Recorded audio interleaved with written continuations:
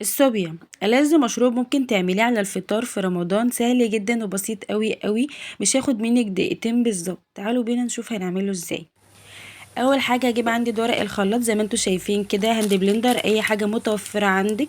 طبعا صوبيا عمان دي من احلى واجمل الصوبيا واطعم صوبيا وانضف صوبيا بجد، ممكن تستخدميها، جميله جدا ما يختلفش عليها اتنين بجد زي ما انتوا شايفين كده. بسم الله ما شاء الله.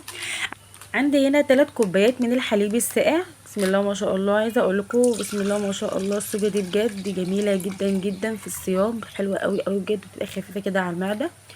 عندي 3 كوبايات من الحليب الساقع زي ما انتوا شايفين كده، نص كوبايه من السكر، باكت من الصوبيا زي ما انتوا شايفين كده. بسم الله ما شاء الله. هنا الصوبيا دي بصراحه فظيعه جدا جدا. فضيت باكت من الصوبيا على 3 كوبايات من الحليب على نص كوبايه من السكر. السكر طبعا حسب راحتك انت اللي انت عاوزاه، عادي. انا بقول اللبن مش بيبقى مستحب انه يبقى مسكر قوي. زي ما انتوا شايفين كده ضربتهم بالهاند بلندر. الخلاط اي حاجه متوفره عندك اضربيها، مش هيقولك لا. شايفين بسم الله ما شاء الله عملت فوم جميل قد ايه.